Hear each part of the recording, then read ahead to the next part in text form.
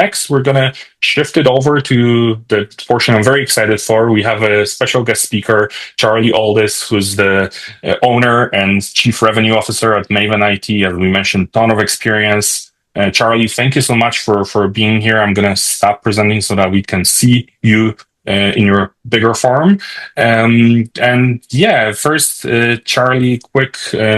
Let me, get out of the presentation here. Could you maybe tell us a little bit about yourself, about Maven, and what types of customers you work with? Sure. And I'm really glad to be here. It's really is an honor.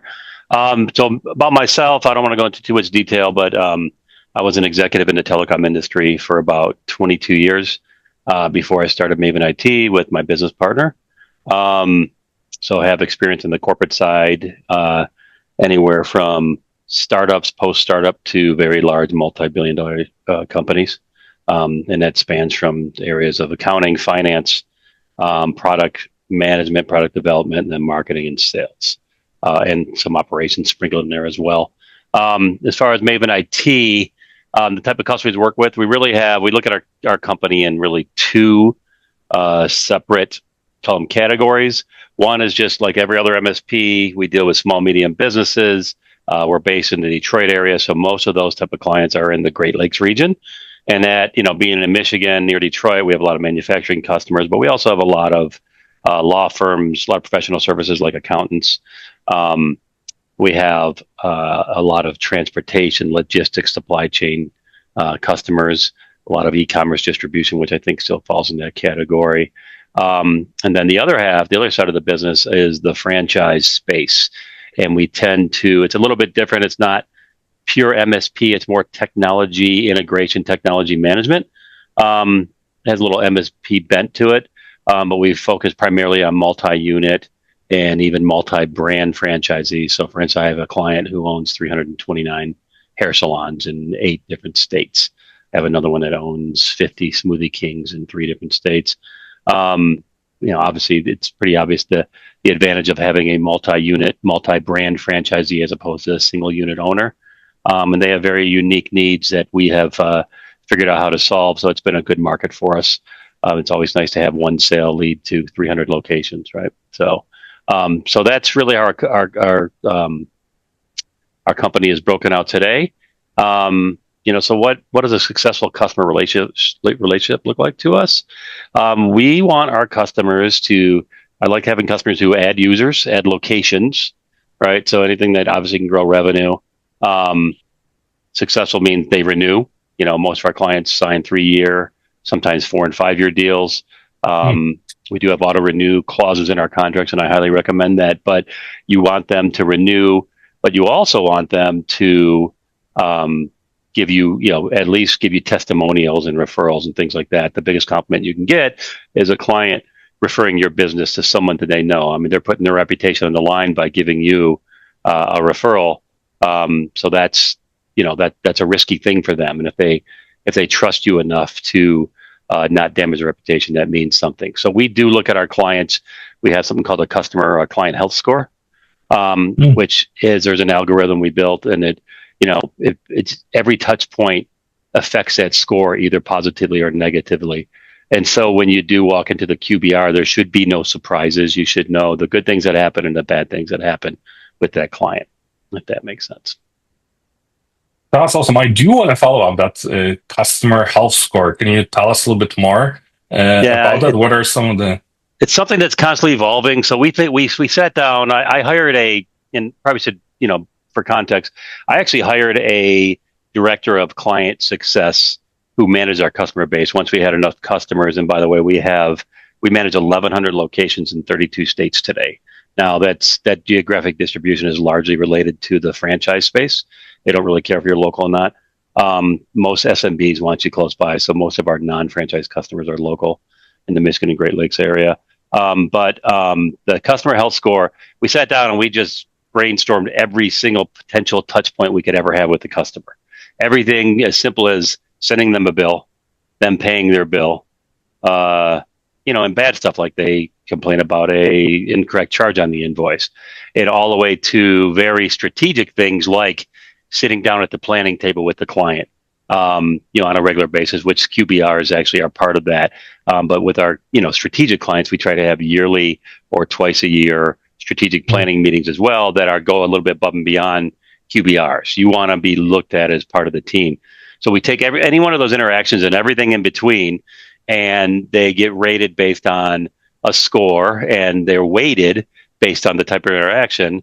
And we have the algorithm built so, a customer that's at 100 health score is the customer has a very high probability of renewing and adding revenue. Someone lower than that, if they're like below 50, obviously the probability of them renewing goes down. So it's something we're constantly tweaking, because a metric is only useful if it's relevant and leads to action items like you mentioned earlier. But it helps us, we have a dashboard and we look at the overall average health score, the revenue weighted average health score, and then individually customers who changed more than X percent since the last time we looked at it, and up or down, and what can we do about that? Good news is as important as bad news to take action. If the score goes up, you want to know why, so you can repeat that type of activity and that type of perspective with the client. So it's a very long topic. I could probably talk about it for 15 hours, and I don't want to put anyone to sleep, but it's something we developed internally to help us with that function in the company, and it's proved to be pretty helpful. So when we walk into a QBR, we kind of know what we're walking into already. No, that's fantastic. I do want to kind of ask one more two-part question. Sure. So as you're looking at those health scores, are there any specific indicators that tell you like, oh, there might be problems, there might be challenges with the customer? And also on the other hand, are there certain indicators that tells like, hey, this customer, we actually may have an opportunity to expand our revenue with them, to offer them more? Absolutely. And there's a lot. Like every single touch point is an indicator, right? That's the important thing. Like any touch point, and the touch point is any time you interact with a customer, whether it be face to face, through a Zoom call, through a phone call, through an email, through an IM, through anything. When they pay their bill, that's a touch point. When you send them a bill, it's a touch point. So every touch point has the potential to, for something. And the touch point should, at the very least, you should learn something new about the client, right? So let's just take something as basic as them paying their bill. They pay their bill on time, right? That's a positive touch point, right? They pay the whole bill. I mean, something as simple as that. If you want to go to the other end, they call in with they're having some sort of issue internally, some sort of productivity issue. That's another touch point, and they came to us to help them solve it. That's a positive thing if they trust us enough to solve a problem for them, right? Because all sales is solving problems for clients. That's really all it is. So every touch point has that potential. If they're late paying their bill, there could be a million reasons for that. But if they used to be on time and they're late all the time, that's something you should probably get ahead of. And that's why we want to know what these things, when these things are going on. If their calls to the help desk have increased since the last quarter, right? That's an indicator that maybe something is not going so well. If they're adding new users constantly, like we have a lot of clients now that are constantly growing and adding new users, I view that as a positive touch point, for instance. If their revenue is shrinking, if they're offboarding users and not replacing them with someone else, that's another indication of what's going on in their business. These are all clues that you need to take into the QBR, and you need to store that data. You need to find a way to analyze it. These are all things that you need to go into the QBR. Nothing should be a surprise in the QBR. Once in a while, they'll bring something up that you weren't aware of. But if you are managing these touch points, if you're taking advantage of these touch points, you're analyzing them, and you're aware, and you have a way to compile this data. And by using AI, which Camille and I have talked about, using this data, you can walk into that QBR with a pretty good strategic plan already based on what happened the last quarter. And nothing impresses a client more than with the personalization that you talked about earlier. If you can come in there and speak their language, talk about the real problems they're dealing with on a daily basis, and even better, suggest solutions to those problems, nothing will resonate with the client more than when you're talking their language, when you're living in their world, and they see that you understand what they deal with on a regular basis.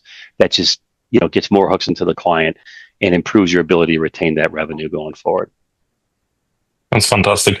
Charlie, would any examples come to mind when you saw that you were able to bring to the customer some thoughts and ideas, and that led to some positive outcomes for Maven? Absolutely. Yeah. We just recently, this is a very, as we speak, situation going on today. We have one client that's growing significantly, which we love. And so they're always onboarding new employees, and, they buy a laptop through us, and, if we buy the laptop, we'll configure it and send to them, or they may buy their own laptop.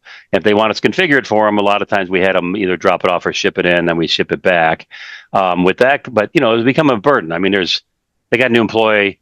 You don't want to ship a laptop, have them wait 3 to 5 to 7 days to be productive, Right. and then go back from there. And obviously, there's ways to remote in and do it, but so we sat down, put our heads together with our engineers, and said, okay, how can we do this more efficiently? How can we automate this onboarding of new clients or new end users for this client? So we started digging into things like Entra ID and Intune with Microsoft, and how do we utilize that to really improve the onboarding and offboarding process of end users for a client. And we created a package with our email. One of our pillars is email management, email threat management. So we have a premium plus package with you buy the specific licenses from Microsoft, and then you buy Entra ID and Intune and all that. And we package it all together, and that has for that client, they don't have to ship PCs to us to configure.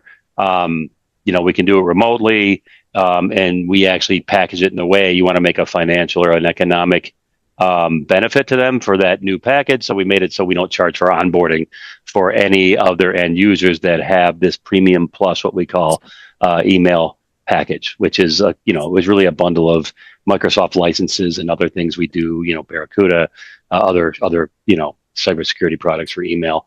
So that was a real example. Since we created this new offering, we've in the last 5 or 6 QBRs we've completed, 4 of them have upgraded to this new package for their emails. So it's you find a problem that exists, you find a solution for that problem, and don't be shy about it. Go to your clients and tell them. And again, not just the QBR, every touch point's an opportunity to upsell a client or to solve a problem for them. So that's how we approach it. Absolutely love it. Charlie, I want to zoom out a little bit on a bigger picture question. How do you think AI changes the role of MSPs? Is it something that you're already thinking about? Yeah, well, yeah, that's, as you know, you and I have talked quite a bit. And initially, we were looking at AI for our use internally, so it certainly makes QBRs much more efficient. I mean, before Amy, who is our director of client success, for her to get ready for a QBR, we're talking half her day at least, right? We got all these disparate technologies in our tech stack, and you want to go look at. We use Meraki for network equipment, so for firewalls. You want to go look at the firewall data for Meraki, then you want to look at the Barracuda data for the email threat management, and then you want to go look at our enable for our RMM and patching and all that, and what is the vulnerability scan results? And she's taking all this disparate data and trying to put together a story you can tell the client.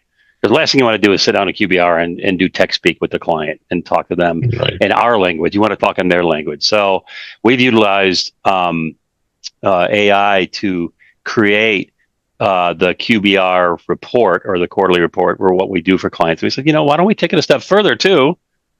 Let's set a monthly report, and I'll step back and say the reason we had to do this, like anything else in business, we evolve as we go on, and we'd show up at renewal time for a client and they would say, I don't know why I'm still paying you because I never call you guys.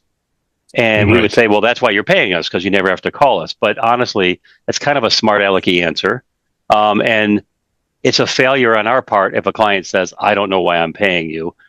Because if we're telling them what we're doing for them and what goes on behind the scenes, they would never ask that question. So we thought it was just fine and dandy to okay, as long as they're not calling, everything's fine. No, that's not fine. And no interaction is worse than bad interaction, to be honest with you. And we don't want them asking that question at renewal time. Then you got to scramble and prove your value. So now we send monthly reports that are less detailed, just to show them that we're still here. And here's the things we're doing behind the scenes, like number of troubles tickets we resolved, how many resolved on, based on our metrics, which our main metric is first call resolution. How many cybersecurity threats did we remediate for them? What was your connectivity or your uptime percentage? Things like that, just basic dashboard metrics, kind of 3 or 4. If you have like an Apple Watch or an Oura Ring, you kind of get the idea. There's like 3 main metrics. We kind of follow that whole approach for the monthly, just kind of it's a spot check along the relationship life cycle that, hey, we're still here and we're still doing things for you. Then when the QBR comes in, and some clients don't want QBRs, they want twice a year or once a year, whatever that is, you dig deeper and you go through much more detail. And then none of this should be a surprise during this QBR and during renewal conversations, because they already know what you've been doing for them. And the best thing, and I think the most important thing is, and I've had clients even say this, like, oh, wow, now that I know everything you're doing, I certainly can't think about taking all this over. So you show them how much work is happening behind the scenes. You want to create a little fear, uncertainty, and doubt that, hey, if you're going to fire me, you have to take all this over, or you're going to lose all this that you're getting. And that's how you keep your attrition rate low. Awesome. We don't have a ton of time, so maybe I'll ask you one more question before we see if there's any questions in the chat. Sure. So what advice would you give to MSPs that are listening today that are only starting to think about using AI, using QBRs, and growing their revenues? Sure. Well, the first thing, I would use it internally first. It was the whole eat your own dog food, and find a good partner. I feel like I found one with Camille and Nephrodata. But use it yourself first. I mean, last thing you want is to sound like someone who's just spouting off tech speak and platitudes. You want to show that you understand what it's like to kind of start delving into AI. So what operational challenges do you have that you can fix? But then start thinking, once you get comfortable with it, familiar with it, think about the kind of problems your customers have, right? And if you know the industries well, like we know the franchise space very well, right? I mean, we have immersed ourselves in that world. So what is it that franchisees care about? And I'll give you, an example. So, with franchisees, they don't want downtime. The worst thing that can happen at a franchise location, let's say a smoothie place, is they can't process credit cards. Most people don't pay with cash anymore. Daily revenue drops down. So how do we help them? What can we do to get ahead of downtime or outages so they can still process credit cards? And then offer them a solution that, okay, you're going to have downtime. So we can now, by looking at Meraki firewall data, we know when latency gets higher, you start seeing metrics on the Meraki portal or something else that their internet connection is going to drop. So you kind of get ahead of it and you fix it, or you have a solution like wireless failover. So you can't use like a 5G connection for everything that's in the store, but at least you can prioritize it for their credit card processing, which is what matters to them. So it goes back to understanding what is most important to your client and having a solution for that issue, for that thing that's most important. Perfect. Thank you so much. Really appreciate your time, Charlie. Amazing insights. I love the idea of that health tracker. Such a cool thing. We only have a couple of minutes left. We got a couple of questions pinged through the chat to the host. Maybe I'll pick one, and Ted, I'll invite you as well to answer that, and all the other questions will follow up separately. But this one kind of stands out in the given all the hype cycle that we're in. But one of the participants asked, how do you avoid AI conversations becoming hype instead of real business value? That might be a good question to close on. I can take it if you'd like. Go for it, Charlie. It goes back to what I was saying. Find a real world problem to solve for them, right? I mean, that's what we're here for. Clients go to us because they have problems they need solved. So find a problem you can solve it efficiently and inexpensively if you can. And there's no hype there. That's a real world solution.